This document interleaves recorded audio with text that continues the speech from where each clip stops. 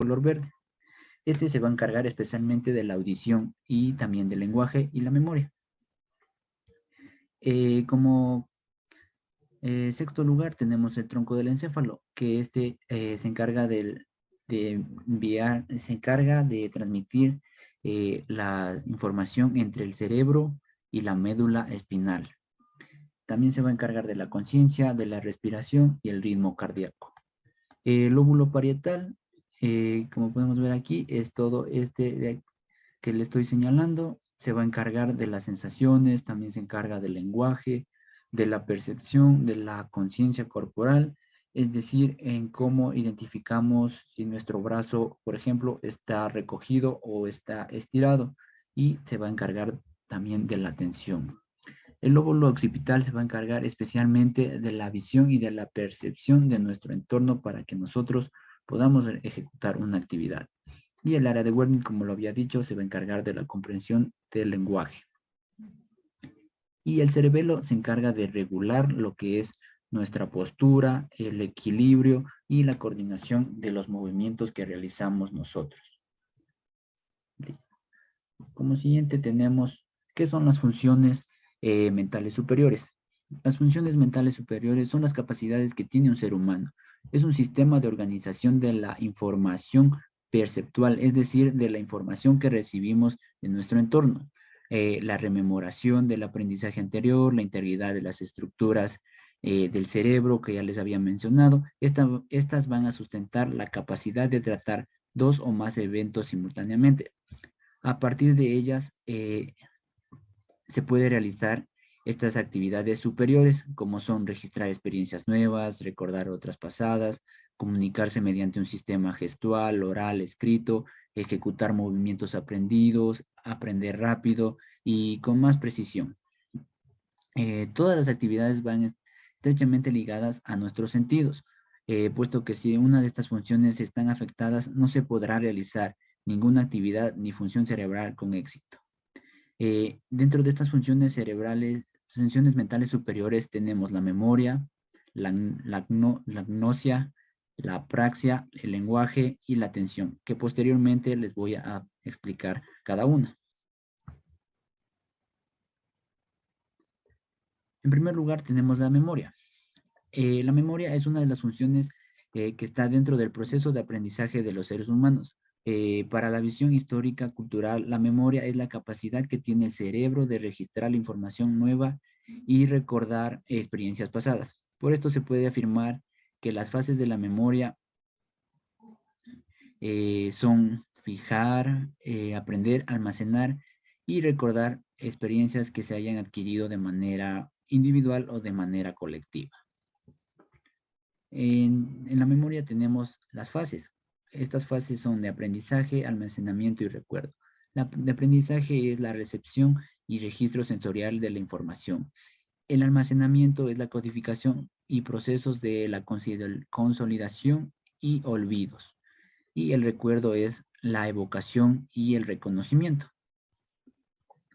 Entre estas también tenemos los tipos de memoria, que son a corto plazo y a largo plazo. Dentro de las de corto plazo, eh, tenemos la memoria inmediata, que es de corta duración, mantiene la información escasos segundos, y la memoria operativa de trabajo, que es un sistema de almacenamiento pasivo a corto plazo que nos permite trabajar con la información.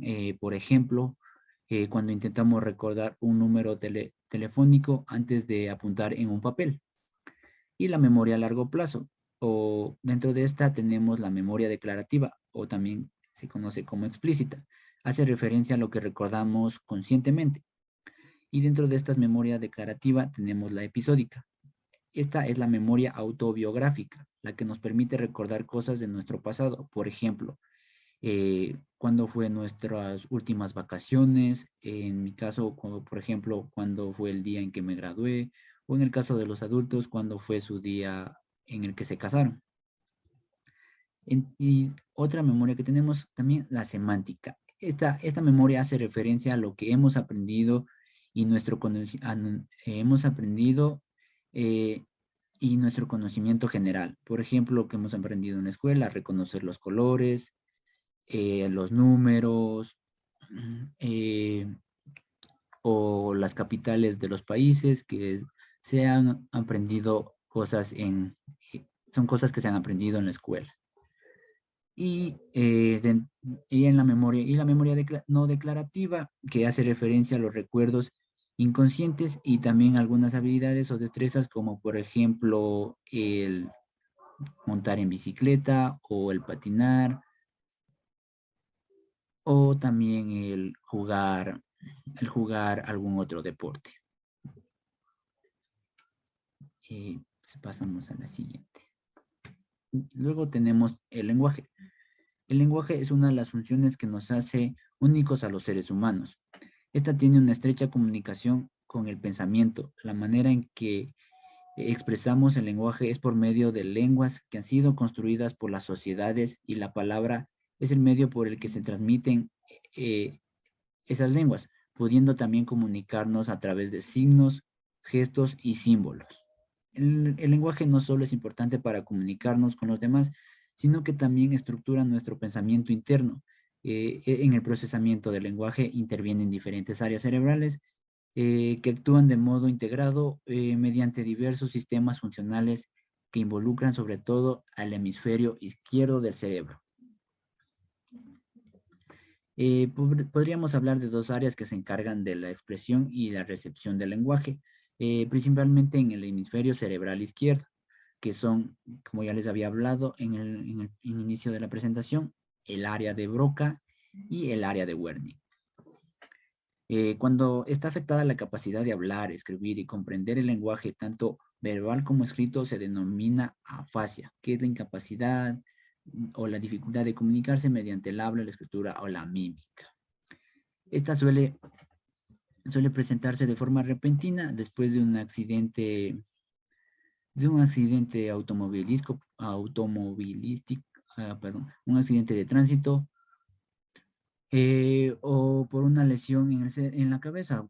Puede ser un golpe muy grave que causó una lesión en una estructura del cerebro que se encarga del lenguaje. Luego de esta tenemos las apraxias, que es la capacidad que se tiene de realizar los movimientos corporales previamente aprendidos. Estos movimientos pueden ser simples o complejos y se presentan como una respuesta a un estímulo. Un estímulo es una señal interna o externa que produce una reacción como respuesta en una persona o en cualquier otro ser vivo. Por ejemplo, algunas de las praxias más comunes son el movimiento de la llave al meterla en una cerradura y abrir una puerta. También otro es el movimiento que hacemos para lavarnos los dientes y el movimiento de coger una cuchara y llevarla a la boca mientras estamos alimentándonos, entre muchas otras también. Para que se realice la actividad adecuada, trabajan dos sistemas cerebrales, siendo el primero que planifica y el segundo que ejecuta. Como en un inicio, el que está implicado está la corteza frontal o el área frontal. Y esta parte planifica el movimiento y ayuda a la percepción y a la memoria. Y la corteza motora, que tiene como función mandar esta información de la ejecución para que se produzca el movimiento en varias partes del cuerpo. Aquí también ¿qué se conoce como apraxias?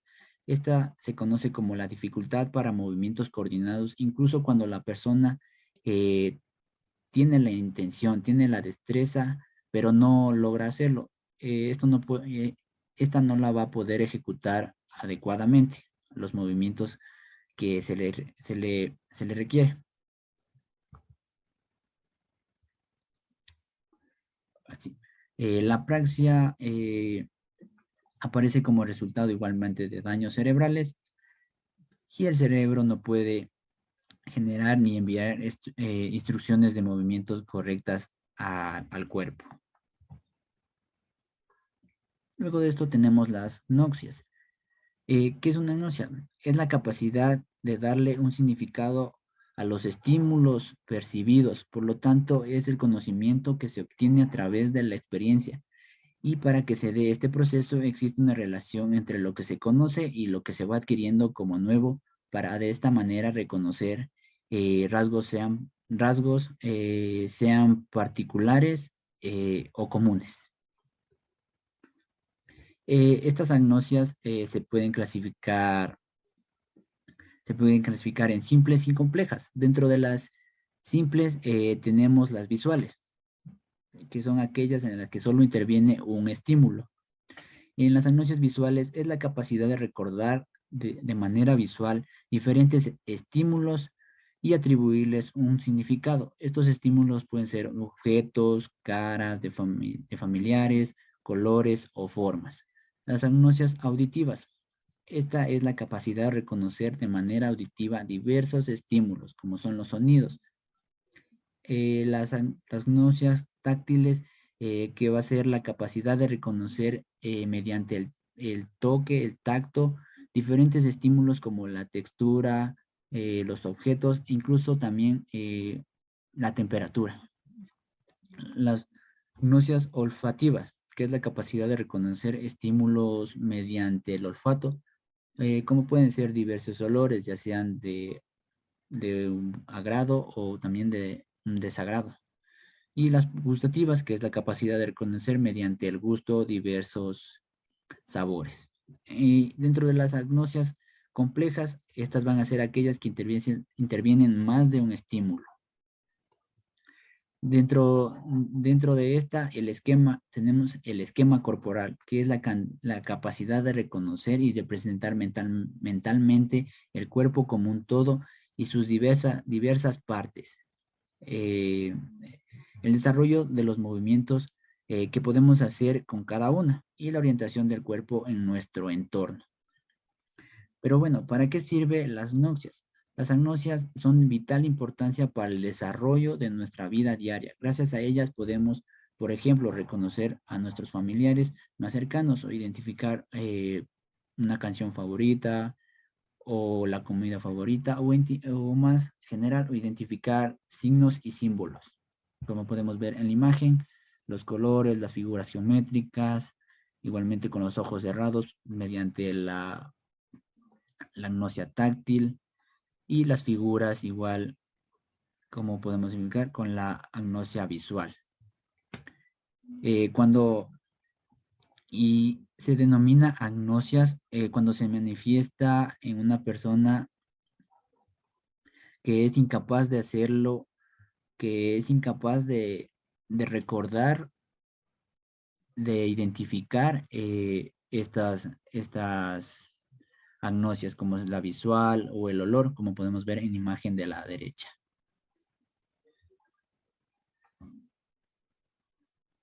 Luego tenemos la atención. ¿Qué es la atención? Es la función que nos permite seleccionar entre la información percibida que llega simultáneamente al cerebro, tanto externos como por ejemplo tanto externos, sí, serían como por ejemplo los olores, los sonidos y las imágenes. Y los internos podrían ser nuestra conciencia, los pensamientos, las emociones que podemos estar sintiendo en ese momento. Se trata de todo un conjunto, sí, un conjunto de procesos que varían en complejidad y nos van a permitir realizar el resto de funciones cognitivas adecuadamente. Y bueno, ¿qué es cognitivo? Lo cognitivo es el proceso de adquisición de conocimiento mediante la información recibida por el ambiente. Es el proceso de aprendizaje. Existen diferentes tipos de atención según su menor a mayor complejidad. Entre estas tenemos la atención focalizada, que es el estar alerta, la capacidad de responder a un estímulo. Y la atención sostenida va a ser la capacidad de mantener la atención durante un periodo de tiempo de al menos 3 minutos. Es lo que llamamos más comúnmente como concentración. Como por ejemplo, cuando leemos un libro, estamos concentrados. Luego de esta vamos a tener la atención selectiva, que es la capacidad que nos permite mantener la atención en una tarea ignorando las distracciones de nuestro entorno como los ruidos de fondo. Siguiendo con el ejemplo anterior, la atención selectiva nos permite leer el libro aunque se esté oyendo música o esté prendida la televisión o alguna otra distracción que se puede presentar. La atención alternante, esta nos permite cambiar nuestro foco de atención de una tarea a otra de manera más fluida. Por ejemplo, cuando estamos leyendo y suena una canción en la radio que nos gusta, puede que dejemos de leer y que por un momento nos pongamos a cantar o a escuchar esta canción, pero rápidamente vamos a volver a la lectura por donde la habíamos dejado. Y por último, la atención dividida, que es la capacidad de responder a más de una tarea al mismo tiempo. Es decir, vamos a a atender dos cosas a la vez. Por ejemplo, cuando hablamos con un amigo en un bar, mientras escribimos un mensaje, enviamos un WhatsApp, o cuando hablamos por teléfono, mientras vemos la tele o escuchamos música o se presenta igualmente alguna otra distracción, o también puede ser mientras cocinamos, escuchamos música. Ahora vamos a ver lo que es las actividades duales. Bueno, ¿qué son estas actividades duales? En la vida diaria a menudo se requiere la capacidad de regular el movimiento del cuerpo mientras se conversa, se lee o se resuelve problemas simultáneamente. En nuestra vida diaria, de forma casi constante, exigimos a nuestro cerebro que trabaje al mismo tiempo en dos tareas diferentes. Por ejemplo, caminar y hablar por teléfono. Esta activación combinada del cerebro para dos tareas con fines independientes y no relacionados es lo que se conoce como el dual task. La información que se percibe y los cambios en nuestro entorno son características críticas de esta capacidad que es regulatoria. La realización simultánea de múltiples tareas a menudo se requiere en la vida diaria, motivo por el cual las funciones mentales superiores, como ya les había mencionado, la memoria, el lenguaje, las praxias, la conciencia, la gnosia, la atención, conjuntamente permiten ejecutar la tarea doble o la tarea dividida también denominada. Cuando una persona sufre daño cerebral, dependiendo de la zona afectada en el cerebro, pueden aparecer problemas a nivel de los movimientos corporales, sensaciones percibidas, y en la parte cognitiva y en la emocional. Para la aplicación de la actividad dividida se plantean ejercicios en los cuales se desarrollan tareas diferentes al mismo tiempo con el fin de desfocalizar la atención de la persona por una sola actividad y ampliar este campo a que ya no solo se concentre en una sola, sino que pueda desenvolverse mejor en dos tareas. Siguiente. Bueno, se sabe que cuando realizamos dos o más tareas a la vez, no empleamos nuestra atención en todas por igual, sino que en una o más de estas tareas tiene un rendimiento inferior en comparación a otra tarea, que es la que demanda más atención. Así las cosas, podemos encontrarnos dos tipos de tareas, la principal y la secundaria. Ambas pueden ser de dos tipos, cognitivas o motoras, y varían su dificultad dependiendo de la persona.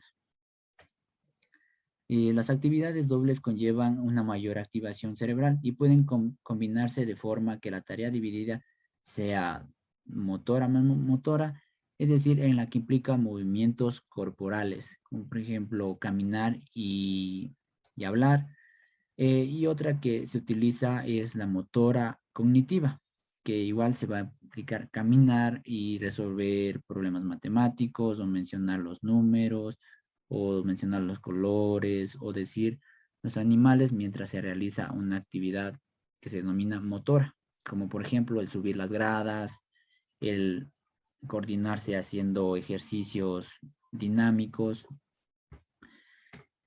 Y para aplicar las actividades tenemos lo siguiente.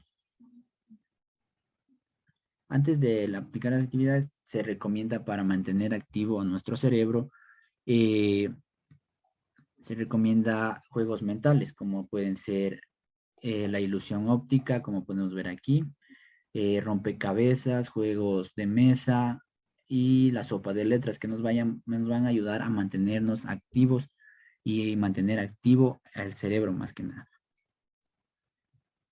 para estimular el área cognitiva. Dentro de esta tenemos los ejercicios de coordinación. Los ejercicios de coordinación, en primer lugar tenemos las manos elevadas, palmas hacia adentro y hacia afuera. Estos son algunos ejemplos de los que se puede realizar. Aquí lo que vamos a hacer es lo siguiente.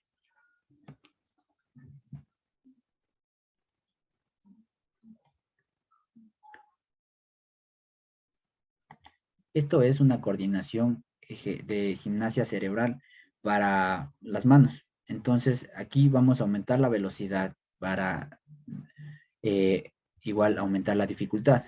En el siguiente tenemos la otra, que es dedo, pulgar y palmas.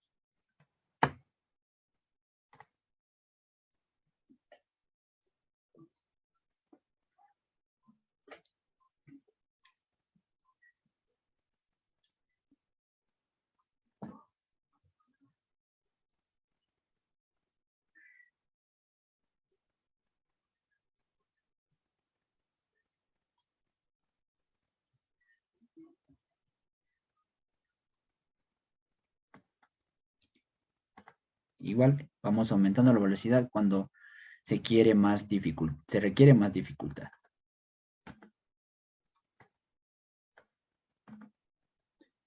La siguiente que tenemos es ya una actividad doble, en la cual vamos a subir las gradas mientras decimos los números o colores, o un patrón de colores, o los animales, o un cálculo matemático, ya sea simple o complejo, dependiendo de la capacidad que tenga la persona, como vamos a ver a continuación.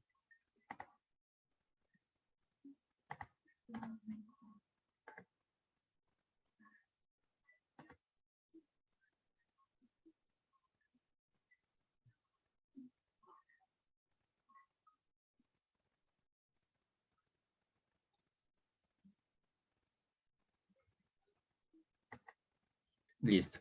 Ahora vamos a ver el siguiente, que es caminar, más coordinación en las manos y más mencionando los números. Esto es en aspecto cognitivo.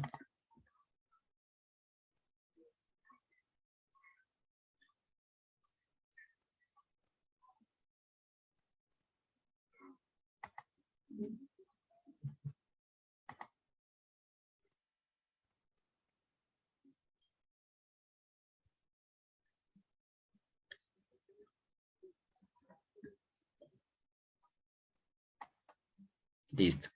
Estas son algunas de las actividades duales que se pueden emplear en una persona para mantenerla activa.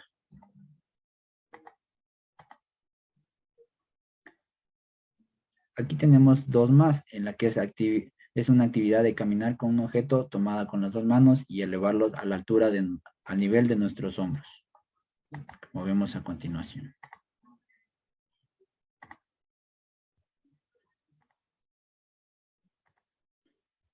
Es importante recalcar que el objeto no debe ser muy pesado ni muy liviano. Y va a caminar de la siguiente manera. Para esto también se le agrega que deba mencionar los números, los colores o los animales o también un problema, cálculos matemáticos, como ya dije, ya sea simple o complejo.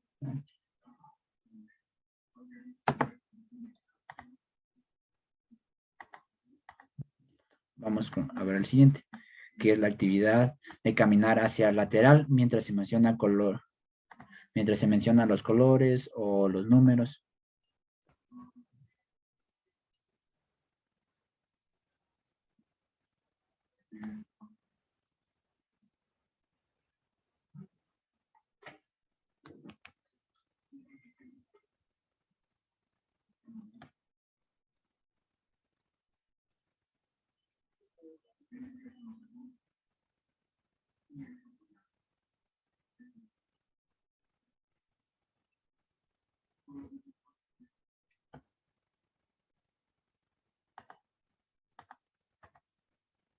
Listo. Por último tenemos las conclusiones, en la cual vamos a llegar a esto, que las funciones mentales superiores nos van a permitir la atención a múltiples eventos al mismo tiempo y a la retención de información necesaria para realizar estas tareas simultáneas. El- Luego de esto también la información que recibimos o los estímulos externos y los cambios en el entorno son características críticas de esta capacidad regulatoria. Para promover la ejecución más adecuada en las actividades que se van a realizar, va a realizar una persona, van a estar implicadas, como lo había mencionado en un inicio, el lenguaje, la memoria, la atención, el razonamiento, las gnosias, las praxias y también el desarrollo emocional. Y para último tenemos una experiencia de aprendizaje en el cual consiste de buscar las siguientes 6 palabras en esta sopa de letras.